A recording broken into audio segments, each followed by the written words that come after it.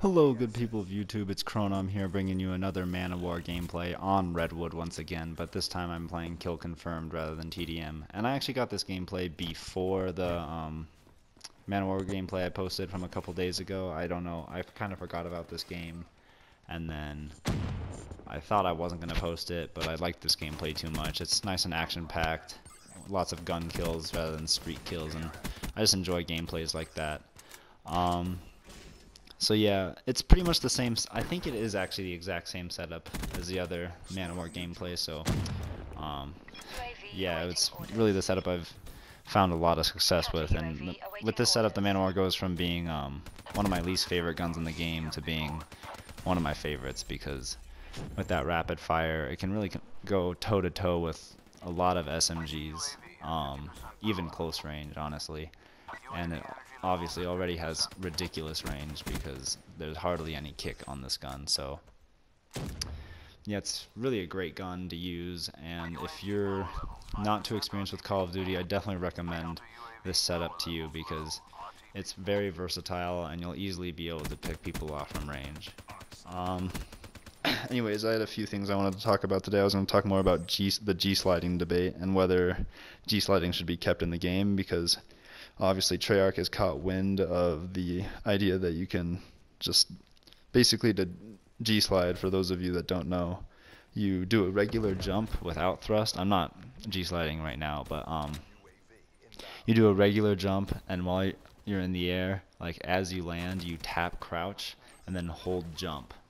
And for some reason this will thrust you forward and get you around the map in a faster way than any other way you can use. So yeah, it's really good for search and destroy, like because people are always trying to rush the bomb site and get into position so they can pick people off that are still trying to get to their spots. So it's really good for that type of thing. For most game modes though, it's not really that relevant, honestly. Like obviously to start rounds, it's nice to be able to be one step ahead and poke out at that head glitch spot before they can get to it. But other than that, it's really irrelevant for most situations. And personally, I think it's not that big a deal, and I just think they should keep it, because at this point it's become part of the game since it's been around since week 1, and this game has been out like 3, almost 4 months now. So yeah, I definitely think it's something to keep, and rather than focusing on G-sliding, I think they should focus on fixing the issue with Exodus, because I think I did finally find out that the issue with Exodus was it causes like the game to crash or something like that, and so they've removed it from all playlists. But I just, like, I want to see it, like I want to play it. It seems like a good map, a nice way to mix things up. And I think I heard Thunder mention in his commentary that they're actually going to make the fix during the map pack, when the map pack comes out, which is another thing I'll talk a little bit about in this commentary. The map pack's coming out February 2nd for PS4, and here, before I talk about the map pack, I want to talk about the Talon a little bit.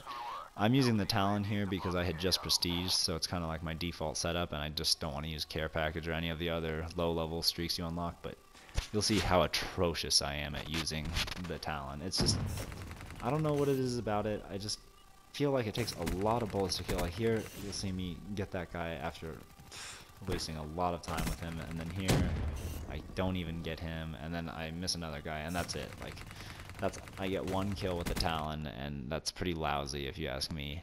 I think the Talon did pick 1 up while it's piloting itself, while it was escorting me, so those are like 2 or 3 total Talon kills, I think. So, but the rest should be gun kills from here on out, and that's why I like this gameplay a lot. But going back to the map pack, there's going to be 4 maps, 5 if you include Exodus, I guess. But one's the jungle, snow, and rain setting, the urban rain setting. Forgot what the map was called, but it's, the idea behind it is that it's like an army training, it's a military training base. So basically the story behind it would be that military members can train in all settings, so that makes sense actually. And then there's Splash, which is a water park, lots of slides, and I guess their focus with the map was fluidity. I went over all this in another commentary, just kind of recapping, and then there's going to be, gosh, I don't remember. There's going to be 2 other maps, and then obviously the zombie map, which I am actually kind of excited for, because zombies was one of my favorite things about Call of Duty World at War and Black Ops 1. The map Doris was just my bread and butter. My friends and I would spend hours like using a strategy, keeping crawlers, and like setting up, manipulating the map to be exactly how we want it. So hopefully this new zombie map coming out in the Awakening map pack is fun and another thing for me to get addicted to in this game.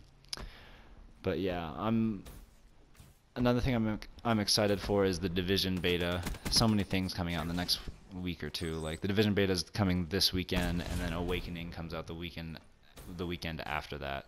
But this weekend I'm gonna probably buy or put down $5 on a pre-order for the Division at GameStop, just so I can have access to the beta. I'm not sure, since I haven't done my research or seen much gameplay of it. I'm not sure about buying it yet, so I'm just gonna play the beta and see how I feel about it, and kind of use the beta as a paid demo, because I'm gonna end up buying or paying $5 for 1 weekend with the beta, basically. And here, a nice strategic use of the glitch, which all ends up not counting anyway because I died.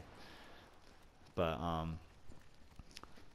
yeah, the glitch is a really powerful trick to get out of bad situations, but you still have to go back and know how to play it out right. And my teammate gets a nice hater here, which is, I always love getting haters from teammates. The only thing about it is sometimes I just lose track of everybody that could be around me. I kind of zero in on the one guy I see, and kind of end up becoming less aware almost, which is pretty pathetic, honestly. But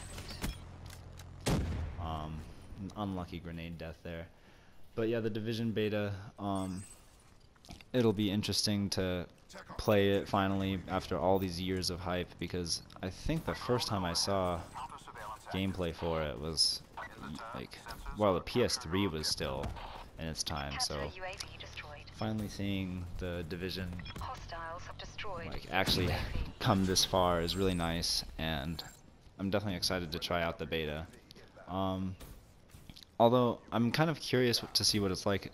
Like, I know it's an RPG, but it's also a third-person shooter. So, is it gonna kind of have a Mass Effect feel to it, or is it gonna be like are you gonna be able to get into lobbies like Call of Duty, kind of where you battle it out with other players, or is it gonna be more more like a co-op experience where you team up with like other people and try to like defeat or fight through waves of enemies, or do objective game modes or something like that? But it'll be really interesting, because I don't know if it's gonna be like you walk around a world and then do quests or something. It's lots of question marks from me about it. Obviously, I haven't done my research if all these have been answered through other trailers and gameplays that have been released, but I heard about it years ago, and I've heard almost nothing about it, and now it's making its way back round again.